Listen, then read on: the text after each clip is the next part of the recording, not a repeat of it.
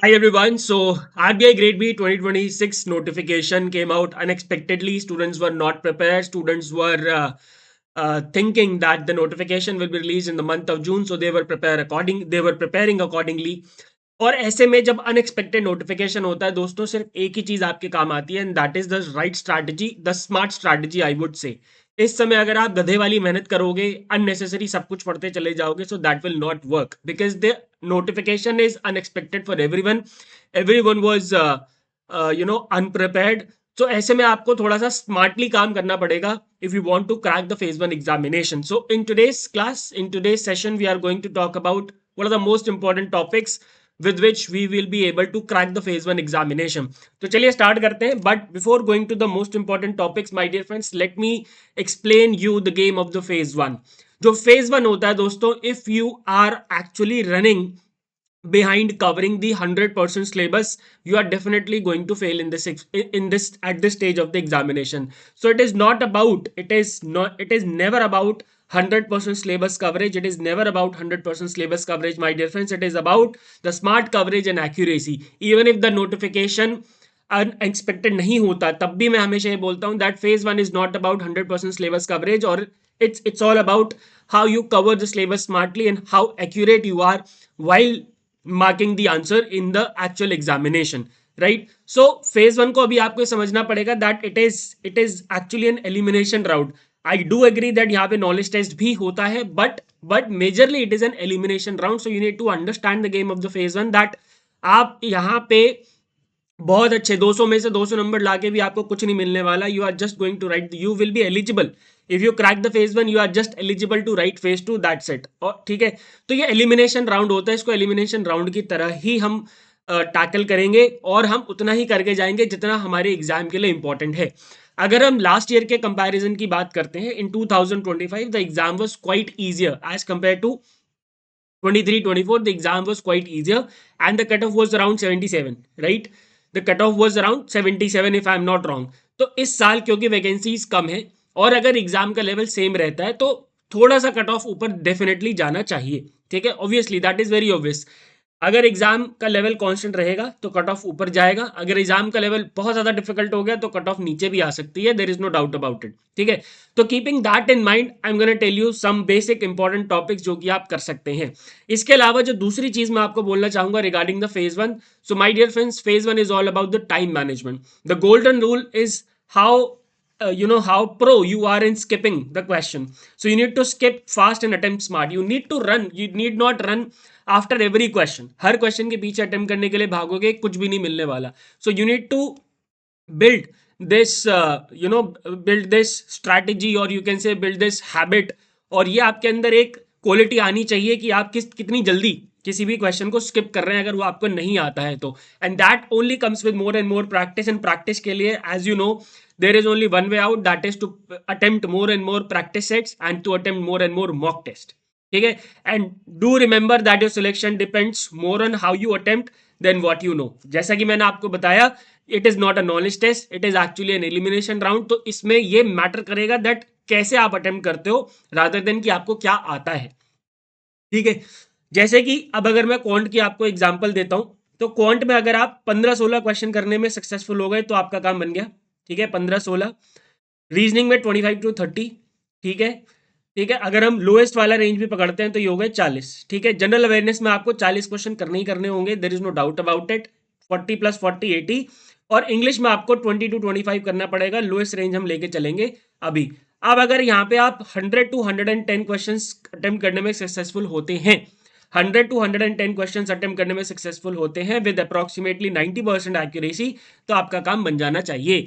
Now अगर आप देखो ध्यान से कि अगर आपको क्वांट में 15-16 क्वेश्चंस करने हैं, रीजनिंग में 25-30 क्वेश्चंस करने हैं, तो क्या लगता है आपको सारा का सारा सिलेबस कवर करके जाना चाहिए?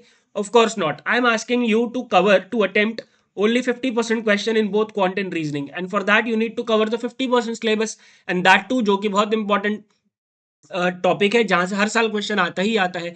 अगर मैं रीजनिंग की बात करूं दोस्तों, so if you are a pro in solving the puzzles, तो 25-30 क्वेश्चन तो आपके वहीं सॉल्व हो जाते हैं, है ना.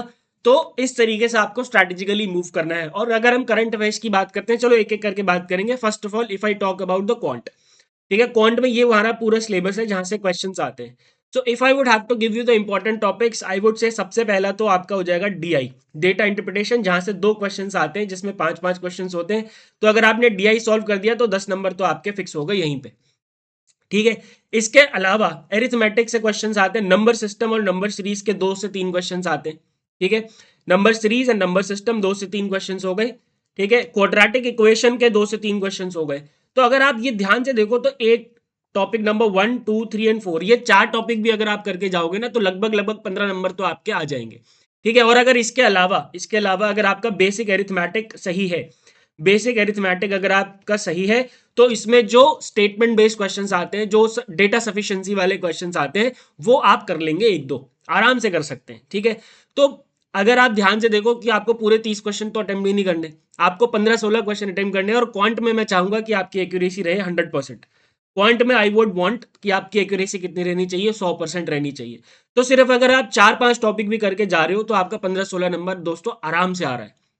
ठीक है, और ये वो टॉपिक्स हैं जहां से हर साल क्वेश्चन आता ही आता है। ठीक है, जैसे डीआई जो मैंने आपको टॉपिक बता दिया। इसके अलावा अगर आप मेरे से इसके बाद पूछो कि सर मेरे को इसके अलावा क्या करना चाहिए, तो मैं आपको सजेस्ट करूंगा सिंपल इंटरेस्ट, कंपाउंड इंटरेस्ट कर लेंगे, टाइम एंड वर्क कर लेंगे, और पार्टनरशिप कर लेंगे। ये वाले टॉपिक्स भी बहुत इंपॉर्टेंट है। इसके अलावा जो टॉपिक्स बच जाते हैं दोस्तों, जैसे कि परसेंटेज हो गया, रेशियो प्रपोर्शन हो गया, मुझे नहीं लगता कि आपको ये सब अलग से करने की कोई ज्यादा जरूरत है, क्योंकि ये एप्लीकेशन बेस्ड क्वेश्चंस आते हैं डेटा सफिशिएंसी के, तो वहां से आपका काम बन सकता है। ठीक है जी, तो ये मोस्ट इंपॉर्टेंट टॉपिक्स है। अगर आप मेरे से पूछो मोस्ट इंपॉर्टेंट क्या है, तो जी DI, number system, number series and quadratic equation. उसके बाद अगर आप पूछो जी सेकंड मोस्ट इंपॉर्टेंट क्या है, एसआई, सीआई, पार्टनरशिप और टाइम एंड वर्क।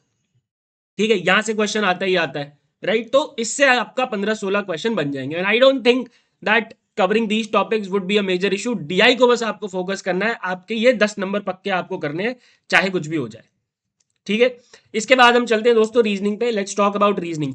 रीजनिंग में सबसे पहले अगर आपका पजल स्ट्रांग है, तो 20 नंबर कम से कम तो आप वहीं से मिनिमम 20 मार्क्स तो आप यहां से खींच लोगे आराम से। पजल्स के साथ प्रॉब्लम ये होती है समटाइम्स कि आपने स्टार्ट करा पजल सॉल्व करना, 45 मिनट से हमारे पास 60 क्वेश्चंस है। पजल्स के साथ प्रॉब्लम ये होती है कि आपने पजल स्टार्ट करा, 5 मिनट बीत गए, वो सॉल्व नहीं हो रहा, गड़बड़ हो गई। ऐसा नहीं करना है। ठीक है, और हमेशा ध्यान रखना हर पजल में कोई ना कोई हिंट ऐसा डेफिनेटली होता है जिसको हम अगर अच्छे से रीड कर रहे हैं, अच्छे से क्रैक कर रहे हैं, तो वो सॉल्व होगा ही होगा, there is no doubt about it. तो ये हम तब कर सकते हैं कि अगले 1-1.5 महीने जितना भी टाइम एग्जाम में आप पजल्स की इमेंस प्रैक्टिस करो।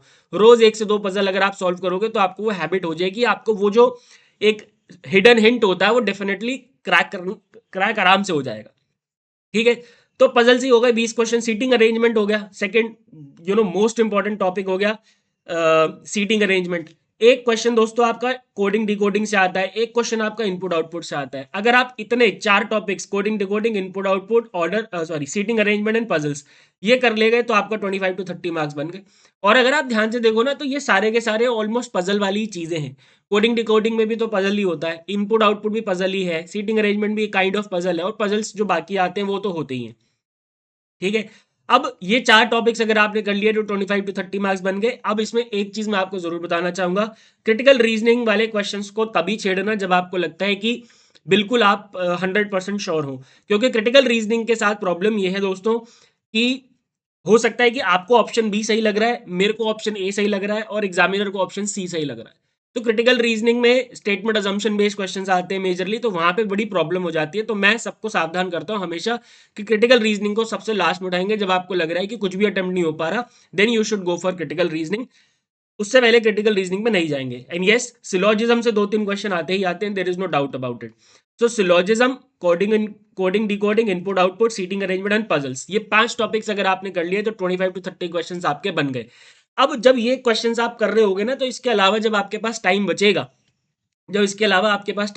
तो I would suggest you to go for inequalities. Inequalities solve करना आसान होता है, there are certain set of rules, बस उन रूल्स को फॉलो करोगे तो आपका काम बन जाएगा। एंड सिलोजिज्म में do remember, while covering this topics syllogism you need to also cover reverse syllogism as well, क्योंकि वहां से भी 1-2 क्वेश्चन बनता ही बनता है।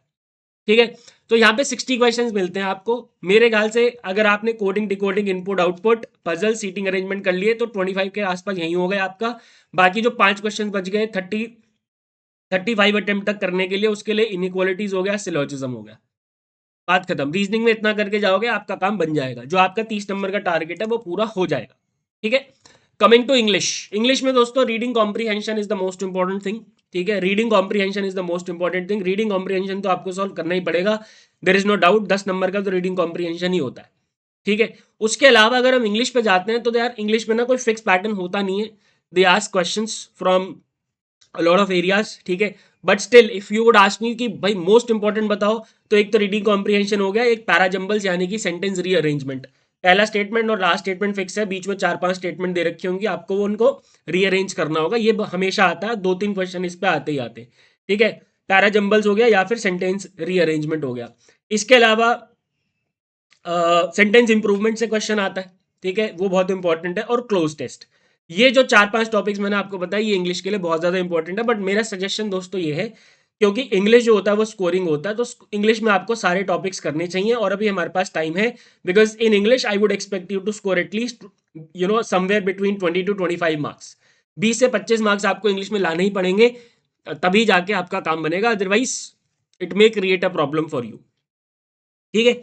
अब लास्ट टॉपिक आते हैं जो कि है जनरल अवेयरनेस। तो देखो भाई, जनरल अवेयरनेस के लिए मैंने आपको कई बार बताया that you need to cover 3 areas for general awareness, that is finance current affairs, PIB and general current affairs, तीनों करने। तो दोस्तों फाइनेंस करंट अफेयर्स और पीआईबी तो हमारा यूट्यूब पे चल ही रहा है, general current affairs magazine we are providing in the course. इसके अलावा आपको करना होगा गवर्नमेंट स्कीम्स। अब गवर्नमेंट स्कीम्स के लिए आप बोलोगे सर आपने तो गवर्नमेंट स्कीम डिसकंटिन्यू कर दी, भैया नहीं करी डिसकंटिन्यू, मैंने एक डिटेल्ड यूट्यूब टाइम टेबल दिया था, उसमें मैं सारी government schemes, PIB, finance current affairs, RBI circular, सबकी क्लासेस होंगी।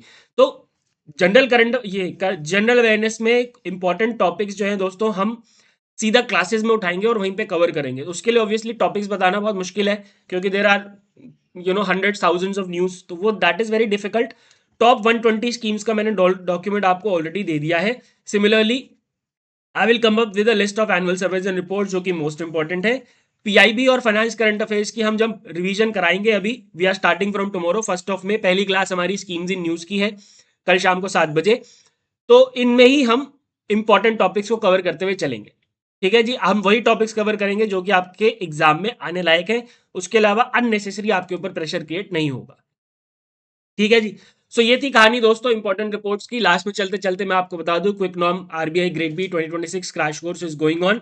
For phase 1 we are providing 40 days 40 test along with daily 1 test is being provided from will be provided from 1 May से लेके, और 10 full length mock test, concise current affairs PDFs, ठीक है, 2500 plus question bank etcetera etcetera, वो आप देख लेना जाके इन द फीचर्स, ठीक है। थैंक यू वेरी मच, घबराना नहीं है। If you have decided to go for this examination, just act smartly and prepare well. Thank you very much, goodbye, take care and God bless.